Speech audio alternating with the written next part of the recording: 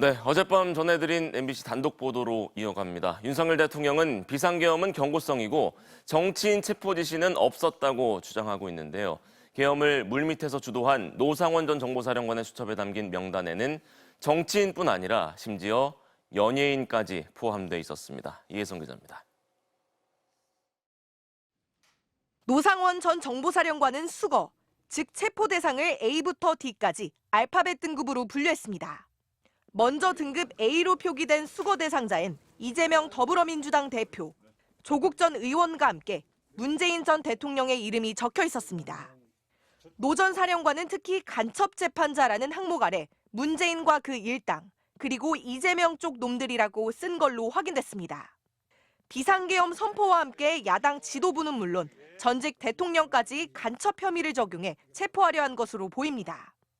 문재인 전 대통령과 같은 A급 체포 대상에는 유시민 작가, 임종석 전 대통령 비서실장과 함께 윤 대통령이 대선 후보 시절 여당 대표를 지낸 이준석 국회의원도 포함됐습니다. 또 정청래, 김용민, 김의겸 등 전현직 의원들도 적혀 있었습니다. 사법부도 예외가 아니었습니다. 좌파 판사 전원이라는 글자와 함께 유창훈이라는 이름이 발견됐는데 2023년 9월 이재명 대표의 구속영장을 기각한 서울중앙지법 영장전담 부장판사를 지목한 것으로 보입니다. 노 전 사령관은 이들 A급 체포 대상자를 그룹별로 묶지 말고 섞어서 수집소로 보낸다며 포승줄을 활용하라고 적었습니다. 전교조, 민변, 민주노총은 물론이고 천주교 정의구현 사재단과 윤석열 정권 퇴진 운동본부의 이름을 올린 불교 기독교 인사들도 수거 대상으로 명시했습니다. 특히 문재인 정부 인사들에 대해선 청와대 행정관 이상, 차관 이상, 국정원 하수인, 경찰 총경, 장관 보좌관은 물론 공기업 인사들까지 무더기로 수거 대상으로 열거했습니다. 대령, 해병 수사단장도 포함됐는데 최상병 사망 당시 해병대 수사단장인 박정훈 대령을 체포한다는 뜻으로 해석됩니다. 좌파로 지목된 연예인들도 표적이 됐습니다. 방송인 김어준 씨와 함께 김재동, 심지어 차범근 전 축구 대표팀 감독 이름도 적힌 걸로 확인됐습니다. 노 전 사령관은 500여 명 수집이라며 1차와 2차, 3차 등으로 수거 계획을 나눴는데 계엄 선포 이후 이들을 차례차례 체포할 계획이었던 것으로 보입니다. MBC 뉴스 이혜선입니다. 수방사의 조성현 1경비단장은 비상계엄 당시 이진우 전 수방사령관의 지시를 수행한 직속 부하이자 이번에 헌법재판소가 직권으로 채택한 유일한 증인인데요. 헌재에서 증언을 거부한 이 전 사령관으로부터 본청으로 들어가 국회의원을 끌어내라는 지시를 직접 받았다고 증언했습니다. 구나영 기자입니다. 조성현 수도방위 사령부 1경비단장은 재판부 직권으로 채택된 증인인 만큼 재판관들이 주로 물었습니다. 증인에게 공포탄을 챙겨라 이런 지시를 했습니까? 예. 출동 시에 원래 공포탄을 지참하고 갑니까? 기본적으로 실상황에서는 공포탄을 지참하지 않으나 당일날은 공포탄을 휴대토록 말씀하셨습니다.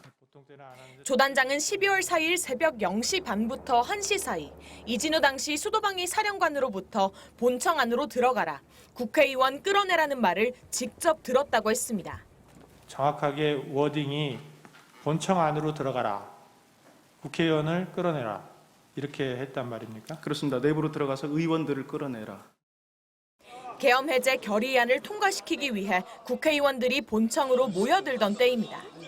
곽종근 전 특전사령관이 윤 대통령으로부터 국회의원 끌어내라는 취지의 지시를 받았다는 시점도 이때입니다.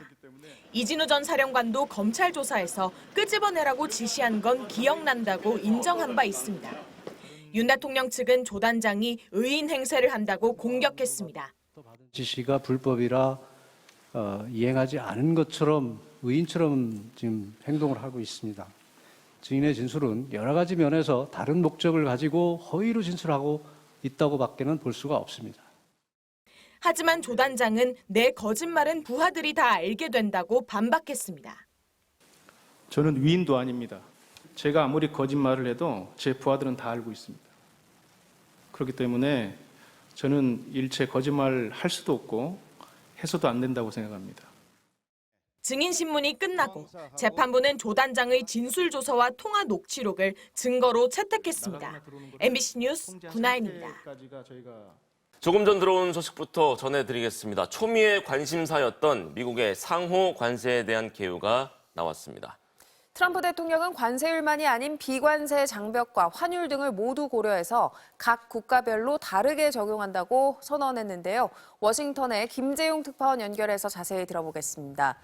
자, 우려했던 대로 단순히 관세율만 따지는 게 아닌 것 같습니다.